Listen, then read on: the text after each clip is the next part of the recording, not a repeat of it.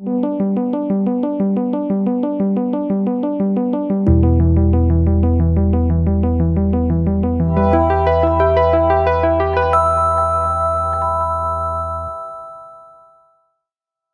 of the projects that we have here with us today is community carbon trees, and it's a project that I've been really learning a lot since many months and years already.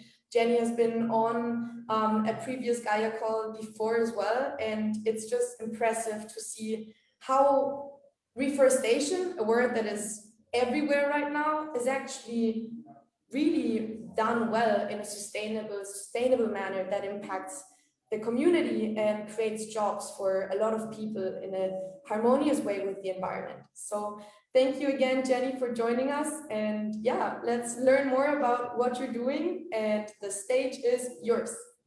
Thank you, Lila. Thanks for your patience in getting together with me. I have been so busy in the field, which is amazing and fun to get the hands in the dirt. But what we also do is teach and share, and exactly like Gaia goals, we encourage action. So let me show y'all a little about what we do at Community Carbon Trees and why it's such a special tree planting organization, planting rainforest trees near the equator, where these trees have so much power to help us. Way compounded benefits for planting near the equator. So I want to share my screen, Lila, and should I just go here? Perfect. Okay, great. And I'm going to put it on the play. So this is our organization. We are Community Carbon Trees, and I would say the community is equally as important as the carbon dioxide.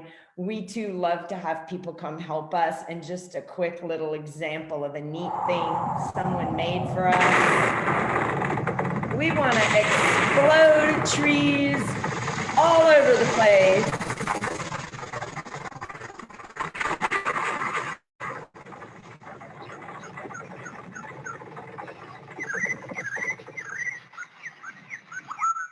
And it's so much fun to have volunteers come and help us.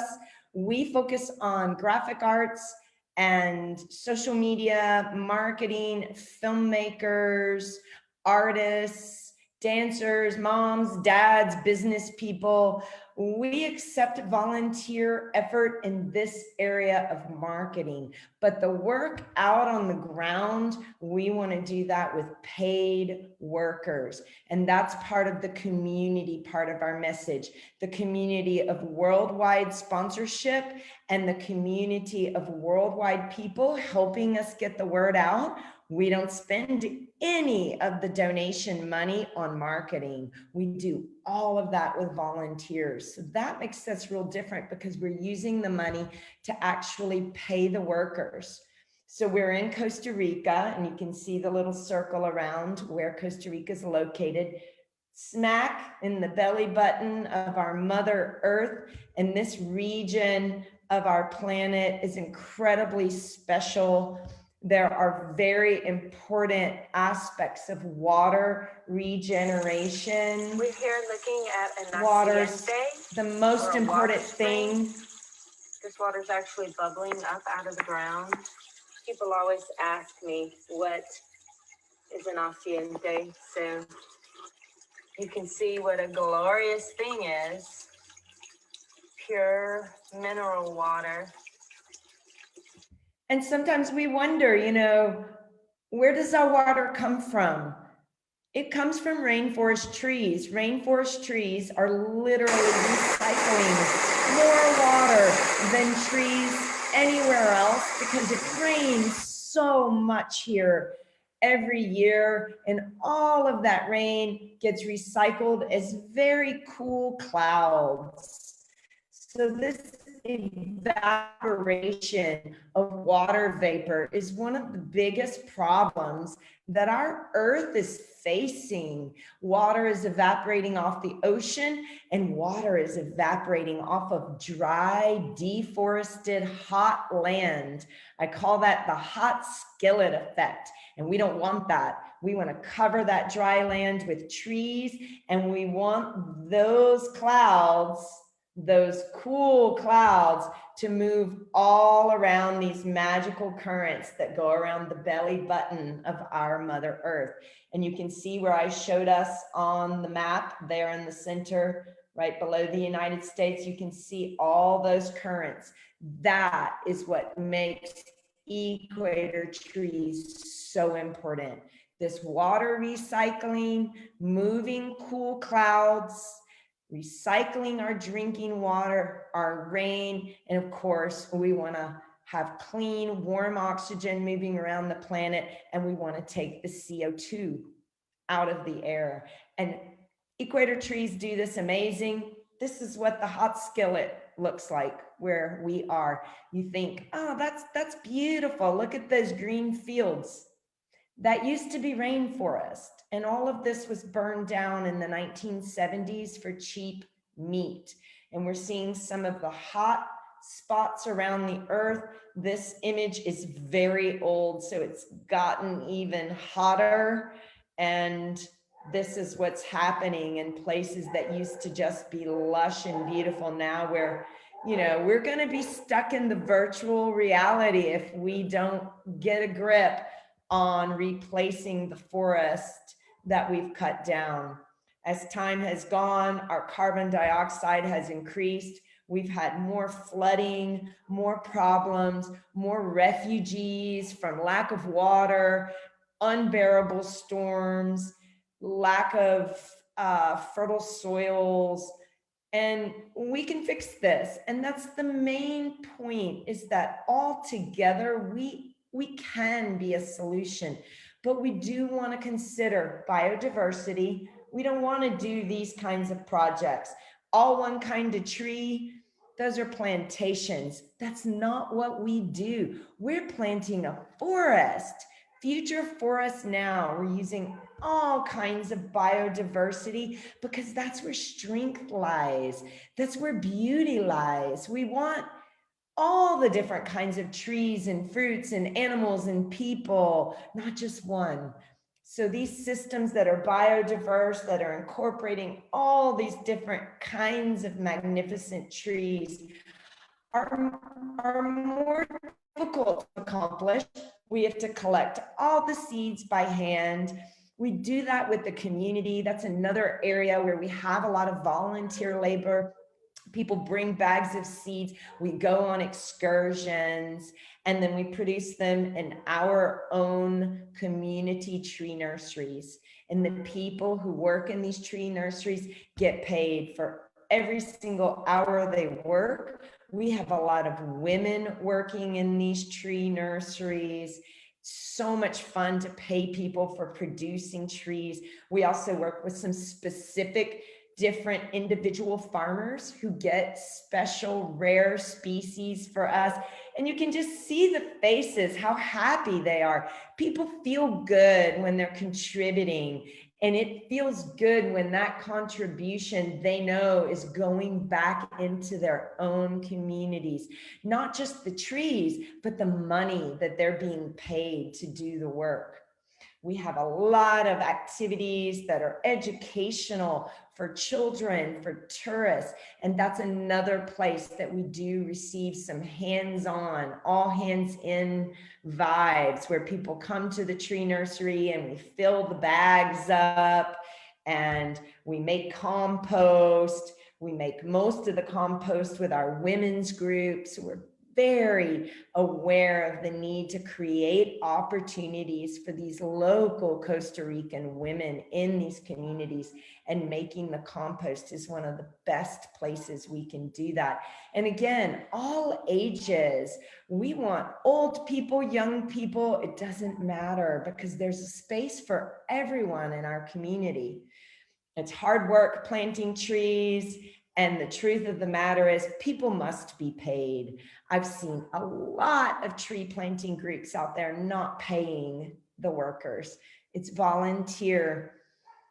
I can very humbly say that in our case, if we did not pay the workers, the trees would die. And I don't know how any other community is different. The grass grows back so fast. You have to chop around the grass for the first Seguimos. 5 years. Babel. There's some water running right there. That's why we planted this here. They really have good, wide-spreading roots that hold the riverbanks, and they produce a wonderful cashew-shaped nut for birds and parrots and animals. There he goes, getting right around it, making us a nice big rueda. This rueda should get us through this summer, and then when it starts raining again, we'll be back. So that's the process of cleaning trees. And we spend so much time and money and love on that process. And that is why our trees grow. That's why we can show you the forest that we grow. You can see the little circles we prepare around the trees. These trees are now going into their second year. These are all the same trees I'm showing you. Year number 3, year number 4. They just don't even fit on the screen anymore. That is how we regrow a new forest with real work, real labor, and real fair pay. And this solves the deeper problem, which is deforestation. How did we end up cutting down all the rainforest?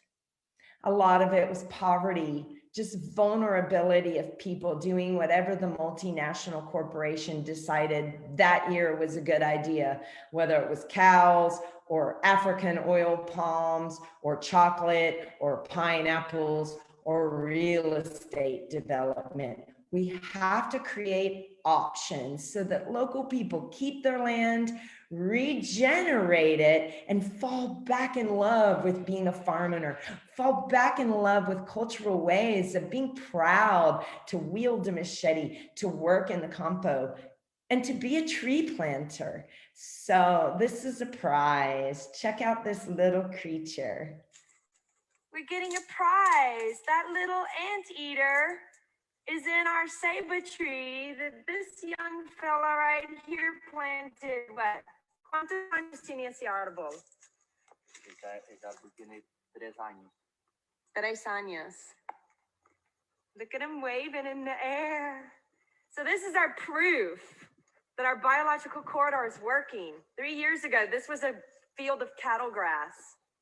Now we've got a rare threatened species.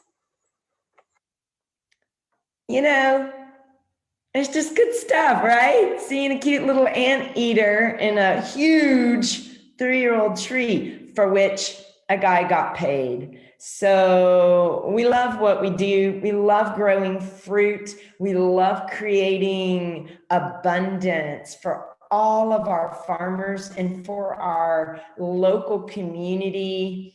Here on the right side, that's a chocolate pod. So, you know, cacao comes from the rainforest, things like cashews and mangoes and avocados, rare special lumbers, all kinds of rainforest medicine. So we really are thinking of future generations, not only with all the food we grow, the water, the cool clouds, the bringing down the temperatures, the creating jobs, but this childhood education, not only for children, but also for the tourists who come through. It's so much fun to go to all the schools. I do a lot of podcasts online. We have curriculums for teachers. We do fundraisers with teachers. I'll tell you, Lila, some of the teachers have raised the most money with their kids, doing things like bake sales and jewelry sales and car washes. So we love to collaborate with teachers and schools and share the education, the science behind the amazing opportunity we have to heal Mother Earth while we heal ourselves. You know, giving back just feels good. And when we feel good, we're nicer, we inspire other people, we sleep better, we feel good that we are in action, just like Gaia goals. It's not enough to talk about it. It's not enough to meditate on the idea. We have to get involved, and we have to choose very carefully who our tree planters are. We want to make sure that people are getting paid, that all kinds of trees are planted, big biodiversity, and long-term care, so that we know that the money we give grows into a future forest. So that's what we do. It's so my pleasure to be holding this activity. Community Carbon Trees is 12 years old.